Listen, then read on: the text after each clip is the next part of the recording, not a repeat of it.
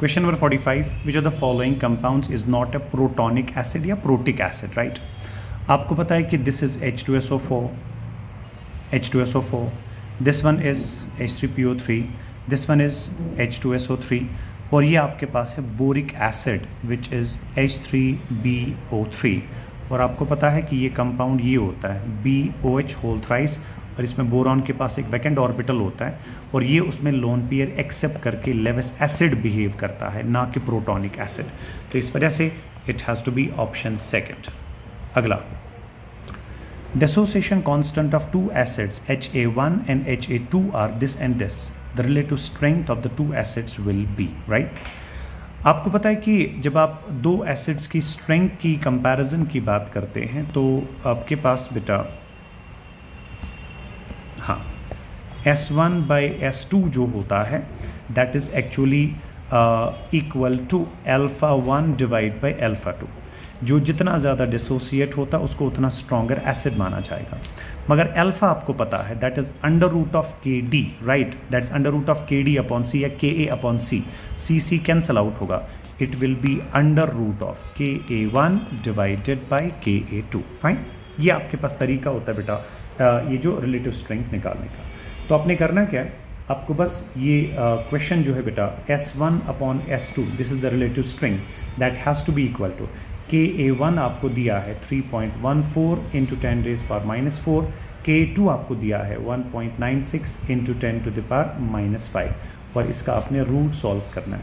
जब आप इसको सॉल्व करेंगे बेटा it comes out to be 4/1, यानी कि जिसको हम कहेंगे 4:1। तो अगर आप ऑप्शंस की तरफ जाएंगे it has to be, where is that,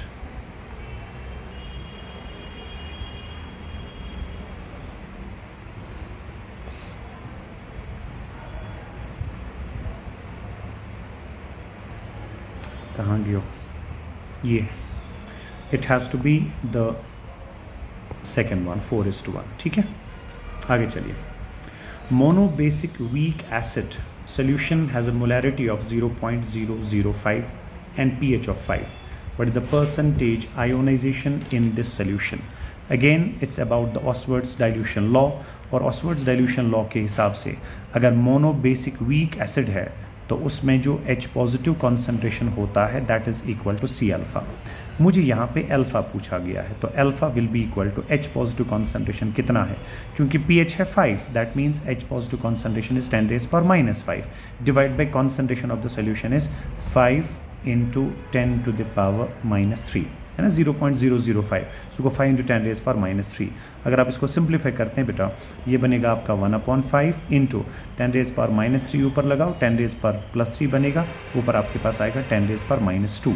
सो अब अगर आपको बेटा परसेंटेज डिसोसिएशन निकालना है तो परसेंटेज के लिए आपको पता है कि 100 से मल्टीप्लाई करना पड़ता है, तो 10 रेज पावर -2 मल्टीप्लाई बाई 100 वो कैंसिल आउट होगा, 1/5 जो है वो आपका आता है 0.2%, right. So it has to be option second. आगे चलिए, which of the following will occur if 0.1 molar solution of weak acid is diluted to 0.01 molar at constant temperature? अगर हम किसी वीक एसिड का सोल्यूशन डाइल्यूट करते हैं 0.1 से 0.01, H positive will decrease to 0.01, नहीं, क्योंकि आपका जो वीक एसिड है ये 100% डिसोसिएट नहीं होता है, तो H पॉजिटिव 0.01 नहीं बनेगा। pH विल डिक्रीज, जब यहाँ पे आपने डाइल्यूशन कर दिया, डाइल्यूशन की वजह से H पॉजिटिव कॉन्सेंट्रेशन जो होगा वो आपका एसिड जो है वो ज़्यादा डिसोसिएट हो जाएगा, ठीक है, और ज़्यादा डिसोसिएट होने का मतलब ये है परसेंटेज आयोनाइजेशन विल इंक्रीज, तो बेटर ऑप्शन आपके पास है ऑप्शन थर्ड। आगे, KSP of chromium hydroxide is given, आपको सॉल्युबिलिटी ऑफ द कंपाउंड पूछा गया है। वैसे ही आपको बेटा सॉल्युबिलिटी का एक्सप्रेशन निकालना है, तो पहले आप KSP एक्सप्रेशन देखेंगे, KSP will be equal to A raise to power A, तो यहाँ पे कैटाइन 1 है, एनाइन 3 है, सो वो 1 raise to power 1 into we have B raised to power B, so go 3 raised to power 3 into we have solubility raised to power A plus B, so go 1 plus 3, right? So 3 3 are 9 3 are, you go 27S raised to power 4। ये आपके पास बेटा KSP का expression आ गया, मगर हमें तो इस बारी KSP दिया हुआ है, सॉल्युबिलिटी निकालनी है, तो solubility will be equal to KSP divide by 27 whole raised to power 1/4, right. Whole raise to power 1/4, क्योंकि यहाँ पे 4 था तो वहाँ पे क्या बनेगा, फोर्थ रूट बनेगा। अगेन थोड़ी सी कैलकुलेशन आपके पास है बेटा, इस कैलकुलेशन को आप मैनेज करोगे। KSP का वैल्यू आपको दिया हुआ है, 20 से डिवाइड करोगे, उसका फोर्थ रूट लेंगे आप, it will come out to be, in fact इसने आंसर तो सीधे ही दिया हुआ है, ये सीधे ही दिया हुआ है, तो कोई कैलकुलेशन करनी ही नहीं है, ठीक है, सिंपल। KSP दिया है 1.6 × 10⁻30, फोर्थ रूट इसका दिया है, डिवाइड बाई 27 दिया हुआ है, डिवाइड बाई 27 कहाँ, ये वाला, sorry, not the first one but the third option, ठीक है। चलिए आगे बढ़िए। Solubility of AgI in Ni solution is less than in pure water. So silver iodide का अगर हम NaI सोल्यूशन की बात करेंगे, NaI सोल्यूशन की बात करेंगे, इसकी सॉल्युबिलिटी कम होती है। You know why?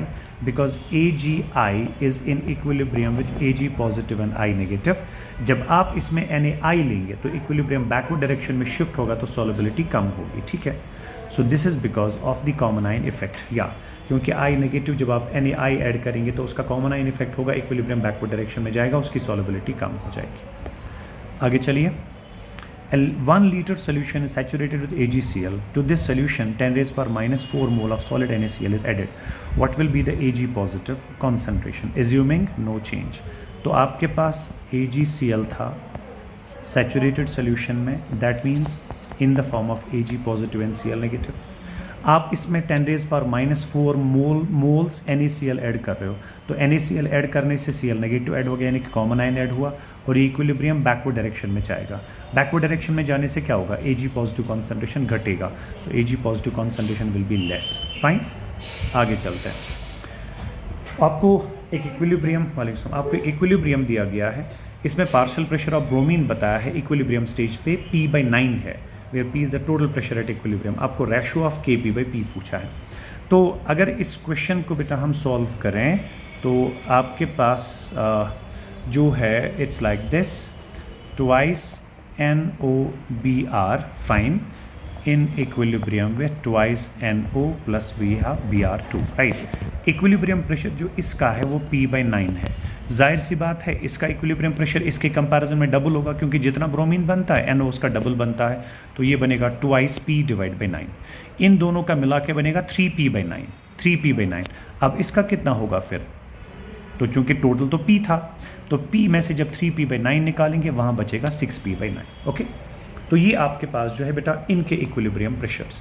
अब जब आपको इनके इक्विलिब्रियम प्रेशर्स पता है, आपको Kp का वैल्यू पहले देखना है, तो Kp will be equal to partial pressure of NO square, वो बनेगा 2P/9 मगर इसका square, into partial pressure of bromine, so वो P/9 whole divided by partial pressure of NOBr square, whole divide by partial pressure of NOBr square, so वो 6P/9 इसका square, ठीक है। अब देखिए ये 9 स्क्वायर, ये 9 स्क्वायर ख़त्म, ये P स्क्वायर, ये P स्क्वायर ख़त्म, ठीक है। आपके पास क्या बचेगा बेटा, Kp will be equal to, ये बचा ऊपर 2 स्क्वायर, दैट मेक्स इट 4, और बचा आपके पास P/9 डन, और नीचे आपके पास बचा 6 square, that makes it 36, right. ये बनेगा 4 1 r 4 9 r 36, 9 9 कितना हो गया 81। तो अगर आप Kp/P निकालेंगे तो Kp/P जो होगा दैट विल बी 1/81, ठीक है। और अगर आप ऑप्शंस की तरफ देखेंगे, it has to be option second, 1/81, ठीक है। चलिए आगे। Following solutions were prepared by mixing different volumes of NaOH and HCl of different concentrations. आपको ये combinations दिए हैं, आपको पूछा है which one of the following will be having pH equal to 1. pH equal to 1 होने के लिए जो net H positive concentration बचना चाहिए that should be 0.1 molar, right? 0.1 molar. ज़रा ऑप्शन थर्ड के साथ ट्राई करते हैं, जिस तरह से मैं ऑप्शन थर्ड करूँगा इसी तरह से बेटा आप बाकी ऑप्शंस भी इसमें सॉल्व करेंगे, ठीक है। ऑप्शन थर्ड मेरे पास क्या था, option third was 75 ml of m/5 HCl and 25 ml of m/5 NaOH, right. So यहाँ पे अगर आप रिजल्टेंट H पॉजिटिव कॉन्सेंट्रेशन निकालें, वो आपको पता है that is M1V1 minus M2V2, so go M1V1, so go 75 × 1/5 minus M2V2, so go 25 × 1/5 whole divided by V total, 75 plus 25 makes it 100, ठीक है। ये बनेगा 5 1R 525R equal 25 minus 5 1R 5 तो ये 25 माइनस 5 डिवाइडेड बाई आपके पास आएगा 100। 25 माइनस 5 बनेगा 20 divided by 100, ये और ये कैंसल आउट हुआ, 2 1R 2 5R। तो यहाँ पे जो आपके पास रिजल्टेंट H पॉजिटिव कॉन्सेंट्रेशन बचेगा that will be equal to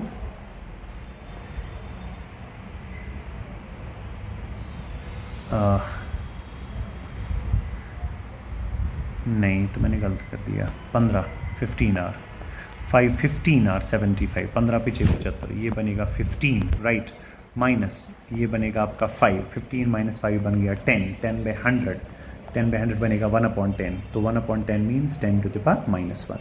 तो जब यहाँ पे H positive concentration 10 to the power -1 बन गया तो pH ऑब्वियसली कितना होगा, 1 के बराबर होगा, ठीक है। चलिए आगे चलते हैं। आपको यहाँ पे गिब्स फ्री एनर्जी चेंज जो है डेल्टा G दिया गया है और आपको KSP पूछा गया है, ठीक है।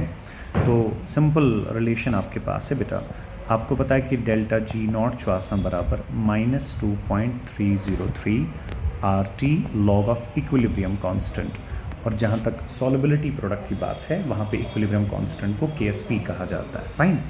तो यहाँ पे आपको क्या करना है, आप यहाँ पे निकालेंगे लॉग ऑफ KSP, ठीक है। मगर एक चीज़ का ख्याल रखेंगे, डेल्टा G0 जो आपको दिया हुआ है वो आपको दिया है 63.3 किलो जूल्स, तो उसको आपने जूल्स में कन्वर्ट करना है, क्योंकि R आप ले रहे हैं 25/3 या 8.314। टेम्परेचर अप्रॉक्सीमेटली आप लेंगे बेटा 300 केल्विन। जब आप इस सब को सिंप्लीफाई करोगे तो ये लॉग ऑफ KSP जो है करीबन -12 के आसपास आएगा, यानी कि अगर लॉग ऑफ KSP -12 के बराबर है दैट मीन जो KSP होगा वो करीबन 10⁻⁻12 के आसपास होना चाहिए, राइट। और आपके पास एक ही ऑप्शन है 10⁻⁻12 में, वो आपके पास है option second, 8 × 10⁻⁻12, that will be your approximate answer. आगे, a catalyst does not influence the value of equilibrium constant, true नहीं करता है, क्यों? क्योंकि कैटलिस्ट फेवर करता है, फॉर्म्स नहीं, favours. Catalyst favours forward and backward reactions equally. क्यों नहीं करता है इन्फ्लुएंस इसको? क्योंकि जब उसने फॉरवर्ड और बैकवर्ड रिएक्शंस को इक्वली फेवर किया तो जितना आपका प्रोडक्ट बनता था विदाउट कैटलिस्ट उतना ही बनेगा विद कैटलिस्ट, मगर कैटलिस्ट की प्रेजेंस में थोड़ा जल्दी बनता है। तो इसलिए इसमें असर्शन और रीज़न जो है बिल्कुल सही है, एंड असर्शन जो है that is the correct explanation of A. इसने ऑप्शन 4 लिया हुआ है। चलिए, addition of Ag positive to a mixture of NaCl and NaBr causes AgBr to precipitate than AgCl, right? तो आपके पास सोल्यूशन सोल्यूशन में NaCl भी है, सोल्यूशन में NaBr भी है, आप इसमें Ag पॉजिटिव ऐड कर रहे हो, ये कहता है कि ये AgBr को प्रेसिपिटेट करेगा। This assertion is absolutely correct, क्योंकि AgBr जो है ना इसकी सॉल्युबिलिटी भी कम होती है देन AgCl, इसका सॉल्युबिलिटी प्रोडक्ट भी कम होता है। तो रीज़न क्या दे रहा है? क्योंकि KSP ऑफ AgBr ज़्यादा है एज कम्पेयर AgCl, नहीं, नो, KSP ऑफ AgBr कम है। तो असर्शन सही है मगर रीज़न गलत है। सो A is correct but R is not correct. आगे, pH ऑफ 10⁻⁻7 मोलर, राइट। तो अगर आप 10⁻⁻7 मोलर HCl की बात करेंगे, अपरेंटली लगता है इसका pH आना चाहिए 7, मगर आपको पता है कि ये डाइल्यूट सोल्यूशन वाला केस बनता है, और डाइल्यूट सोल्यूशंस का pH होता है in the range of 6.7 to 6.99, so it has to be 6.7. आगे, PCl5 is 90%, 80%, 70%, 60% dissociated at different equilibrium positions. If the density of the equilibrium mixture is D1, D2, D3 and D4, it will be the order of the densities. तो ये जो vapour density आपके पास होती है या density आपके पास होती है बेटा, तो डेंसिटीज़ का ऑर्डर जो है वो इक्विलिब्रियम मिक्सचर्स की जो डेंसिटीज़ होती हैं that is inversely proportional to percentage dissociation. जहाँ पे परसेंटेज डिसोसिएशन ज़्यादा होता है वहाँ पे डेंसिटी कम हो जाती है, ठीक है। इसकी एक्सप्लेनेशन काफ़ी लंबी चौड़ी है, आप शॉर्टकट में याद रखिएगा। परसेंटेज डिसोसिएशन जहाँ पे कम वहाँ पे डेंसिटी ज़्यादा होती है, क्योंकि जब 90% डिसोसिएशन था तो डेंसिटी थी D1, तो ये सबसे कम होगी, और D4 सबसे ज़्यादा। So it has to be option second, that's correct. 99, Calculate the buffer capacity of a buffer whose pH changes by 0.01 upon the addition of 0.2 moles of nitric acid in 500 ml of the solution. आपको पता होना चाहिए कि जब हम buffer capacity phi calculate करते हैं, it's always equal to number of moles of H positive या OH negative added in 1 litre of the buffer solution divided by total change in pH, right. अब number of moles of H positive आपने कितने add किए हैं? They are 0.2 moles, मगर 0.2 moles आपने किए हैं 500 ml में, तो 1 लीटर में कितना करोगे? That be 0.2 multiplied by 2, right, divided by total change in pH, that is 0.01. So it comes out to be 0.4 divided by 0.01, तो वो आपके पास आएगा 40. Buffer capacity has to be 40. It will be option first, right? Option first. आगे चलते हैं. Next one. Calculate the value of Kc if Kp for the reaction is this one at 500 Kelvin. तो आपको पता है कि Kp छुआसा बराबर Kc into RT raised to power delta N of gas, right. तो यहाँ पे डेल्टा Ng का वैल्यू बनेगा 1.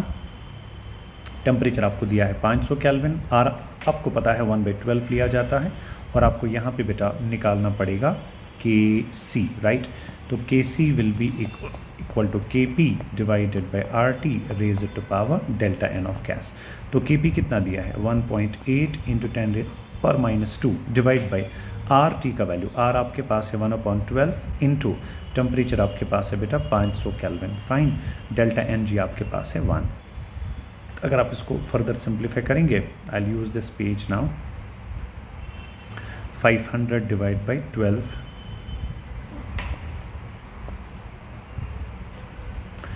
तो आपके पास Kc आ गया Kp that was 1.8 into 10⁻² divide by 500 divide by 12. 500 को आपने 12 से डिवाइड करना है. 12 चुके हो गया 48, 2 बचे 0, 12 क्या 12, वहाँ बचे 8, 0, 12, 8, 96, 12 से 84, राइट. It should be 41.7. इसको अगर आप सिंप्लीफाई करते हैं, ये डेसिमल गया, 18 को 417 से आपने डिवाइड करना है, तो ये करीबन आपके पास आता है 4.3 into 10 to the power -4. So that has to be option number first. Hope you enjoyed this introduction. Thermodynamics का पिछली बार जो पेपर हुआ था, I wasn't here, I wasn't available. That's why उसकी introduction possible नहीं हो पाई. लेकिन उसमें से कुछ क्वेश्चंस जो है मेरे पास आए हैं, उनकी रिक्वेस्ट आई है सर उनके सॉल्यूशंस के बारे में थोड़ा सा हमें बताइए. तो I will be surely sending you video solution on those few questions of thermodynamics. Hope inshallah that will help. Thank you so much. Stay blessed.